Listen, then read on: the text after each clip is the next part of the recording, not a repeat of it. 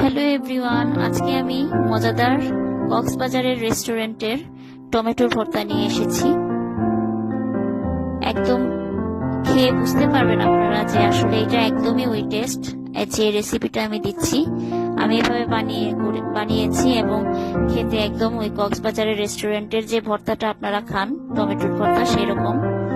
তো এই জন্য আমি প্রথমে চুলায় একটা প্যান বসিয়ে তেল দিয়ে দিয়েছি, অবশ্যই সরিষার তেল। সরিষার তেলটা ভালোভাবে গরম করে নেবেন। তারপরে এরকম ভাবে হাফ করে কেটে রাখা টমেটো দিবেন। কয়েকটা টমেটোকে আমি এরকম হাফ করে কেটে নিয়েছি। কাটাটা এরকম ভাবে আপনারা করবেন, কারণ এর মধ্যেও একটা বিষয় আছে, মানে আপনারা বুঝতে পারবেন যখন রেসিপিটা শেষ হবে। এবং একদম যে অর্ধেক করে কাটা যে সাইডটা সেটা তেলের দিকে নিচের দিকে দিবেন এবং এটাকে পুরো মানে বারবিকিউ টাইপের করবেন। এবং সাথে ওই তেলের মধ্যেই দিয়ে দিচ্ছি রসুনের কোয়া। অবশ্যই এখানে বড় রসুন যেটা সেটা ব্যবহার করবেন। আমাদের দেশীয় যে ছোট ছোট রসুনের কোয়া এটা দিলে হবে না। তো এরকম ভাবে আমি টমেটো গুলাকে হাফ করে কেটে এরকম ভাবে তেলের মধ্যে দিয়ে দিয়েছি। তারপরে এটাকে ঢেকে দিব। ভিউয়ার্স, এখানে একটা কথা বলে নেই, আমি এখানে ভাজা জিরার গুঁড়া ব্যবহার করব। আর অবশ্যই এই রেসিপিটাতে ভাজা জিরার গুঁড়া ব্যবহার করবেন। আর তা যদি না থাকে তাহলে আপনার ভাজা ছাড়া যে দোকানে কিনতে পাওয়া যায় জিরার গুঁড়া সেটা ব্যবহার করবেন, কারণ জিরার গুঁড়া দেওয়ার কারণে এর টেস্টটা একটু ভিন্ন হয়।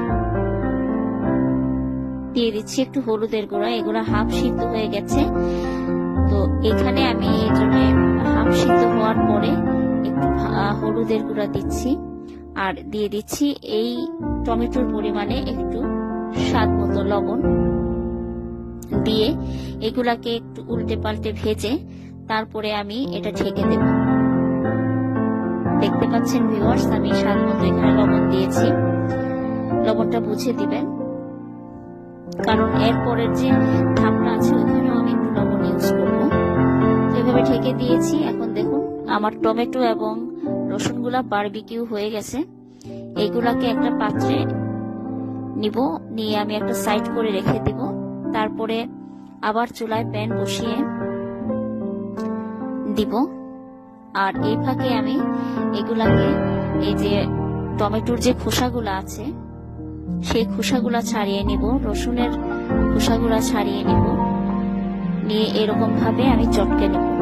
চটকে পেস্ট তৈরি করে একটা সাইডে আমি রেখে দেব। ভালোভাবে চটকে নিতে হবে ভিউয়ার্স। আবারও চুলায় তেল দিয়ে দিচ্ছি, সরিষার তেল। অবশ্যই সরিষার তেলে এটার টেস্টটা এবং ফ্লেভারটা অন্যরকম আসে। আমি এখানে 3-4টা লাল শুকনো মরিচ ভেজে নিচ্ছি। এটা ডেকোরেশন করার জন্য, প্লাস কেউ যদি ঝাল একটু বেশি খায় তাহলে সে এই মরিচটা খেতে পারবে। তো এই তেলের মধ্যে আমি এই পরিমাণ পেঁয়াজ দিয়ে দিলাম, দেখতে পাচ্ছেন আপনারা। পেঁয়াজটাকে আমি উল্টে পাল্টে ভেজে একটু লাল করে নেব।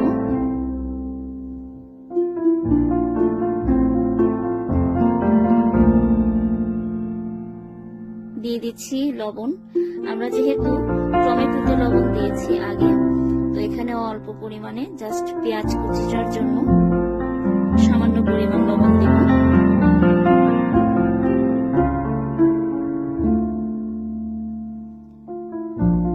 এগুলাকে উল্টে পাল্টে ভেজে নেব। একটু ভাজা হয়ে গেলে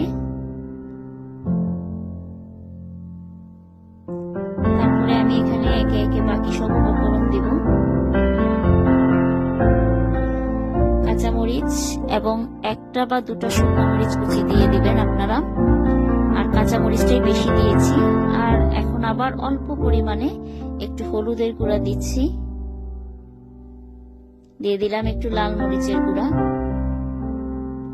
আর ওই যে চটকে রাখা টমেটো এবং রসুন এগুলো আমি এখন এর মধ্যে দিয়ে দিলাম। দিয়ে দিচ্ছি জিরার গুঁড়া। বাস তৈরি হয়ে গেল আমার